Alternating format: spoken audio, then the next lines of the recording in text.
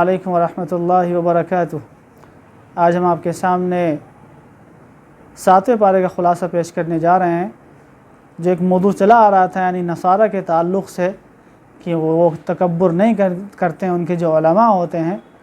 اور شروع میں اللہ تبارک و تعالیٰ نے اس کا اثر یہ فرمایا کہ جب ان کے سامنے حق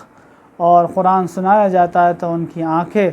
لبریز ہو جاتی ہیں آنسوؤں سے جب وہ حق کو سنتے ہیں۔ تو اللہ نے ایسے لوگوں کے لیے کامیابی کا وعدہ فرمایا ہے۔ پھر اللہ تبارک و تعالیٰ اس پارے کے اندر جو موضوع کو وہ منتقل کرتا ہے احکام کی طرف، اس میں اللہ تبارک و تعالیٰ شروع میں کفارۃ الیمین کے تعلق سے فرماتا ہے، یعنی اگر جھوٹی قسم یا قسم کھا لی جائے تو اس کے اندر کیا کفارہ ادا کرنا ہوگا، اور اللہ تبارک و تعالیٰ نے شراب کو اور جوئے کو، اس طرح سے جو ایسی بری عادتیں ہیں اس کو حرام فرمایا، اور محرم کے لیے یعنی جو احرام میں ہو اس کے لیے شکار کو بھی حرام فرمایا۔ اور اللہ تبارک و تعالیٰ نے وصیت کے تعلق سے فرمایا، یعنی موت کے وقت میں جب وصیت کرنی ہو اور جب انسان یا سفر میں ہو اس کو موت آئے تو اس پر کس انداز میں وصیت کی جائے گی، اس کو اللہ تبارک و تعالیٰ نے بڑی خوبی سے بڑے اچھے طریقے سے بیان فرمایا۔ پھر اللہ تبارک و تعالیٰ اس یعنی سورہ مائدہ کے آخر کے اندر وہ جو حوار ہوا، یعنی عیسیٰ علیہ السلام کے تعلق سے اور ان کے درمیان میں جو حواریین ان کے ماننے والے تھے ان کے درمیان میں جو پیش آیا، اور پھر اللہ کے سامنے جب قیامت کے دن پیشی ہوگی کہ اے عیسیٰ کہ تم نے کہا تھا کہ ان کو جو ہے مجھے اور میری والدہ کو معبود بنا لیا جائے، تو اللہ تبارک و تعالیٰ کے سامنے وہ اپنی برات ظاہر فرمائیں گے، اور اللہ بھی خوب جانتا ہے ایسا انہوں نے بالکل حکم نہیں فرمایا، اور اللہ نے اس چیز کو اللہ ان کو بھی برات کا ظہور عطا فرمائے گا۔ پھر اللہ تبارک و تعالیٰ آخر میں اس یعنی سورہ مائدہ کے آخر میں اللہ تبارک و تعالیٰ یہی فرماتا ہے کہ اگر، اور عیسیٰ علیہ السلام کی زبانی کہ اگر اے اللہ تو ان کو عذاب دے تو یہ تیرے بندے ہیں، اور تو ان کو معاف فرمائے تو غفور الرحیم ہے، یعنی اللہ سے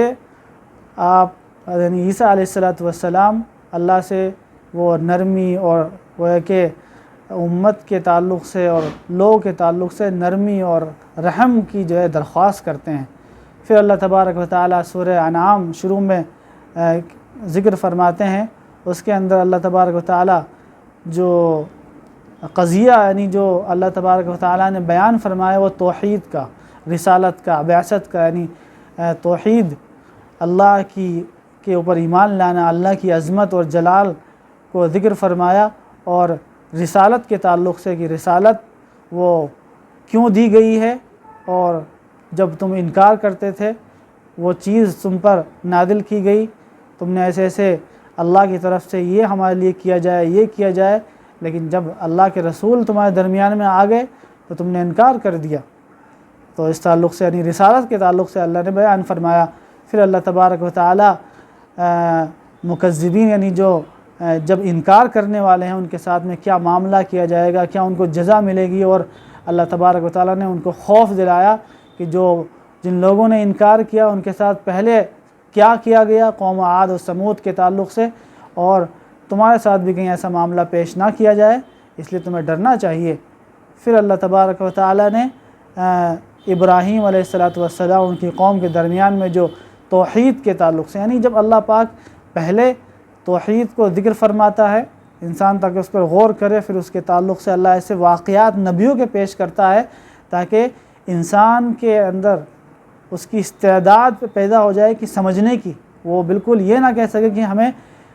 سمجھ میں نہیں آیا ہے، کتاب ہمیں سمجھ میں نہیں آئی۔ اللہ مثال کے ذریعے سے سمجھاتا ہے اپنی توحید کو، رسالت کو، اور اپنے ہونے کو، اپنی عظمت اور بڑائی کو۔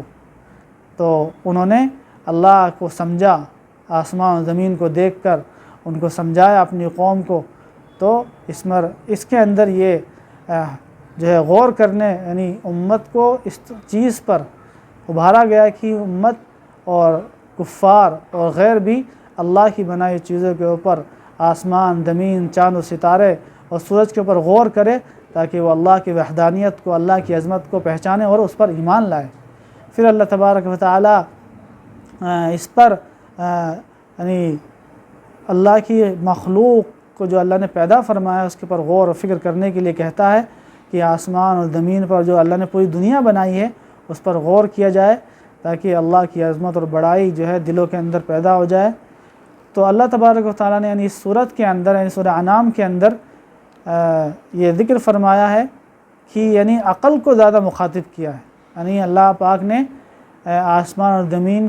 کے درمیان میں جو چیزیں ہیں اس پر متوجہ کرنے کے لیے ابھارا کہ ان کو دیکھو، ان پر غور کرو کہ اللہ کیسے جو ہے زمین سے غلے کو، آسمان سے پانی کو اور مختلف انداز کے جو نظام اللہ نے رکھے ہیں آسمان زمین کے اوپر غور کرو کہ اور اللہ کی عظمت کو، اس کی توحید کو اور اس کی بڑائی اور عظمت کو اور اجلال کو اور جلالت کو سمجھو۔ تو اللہ تبارک و تعالیٰ نے اس کے اندر یہ فرمایا ہے۔ اللہ بس اس پر ہم سب کو عمل کرنے کی توفیق عطا فرمائے۔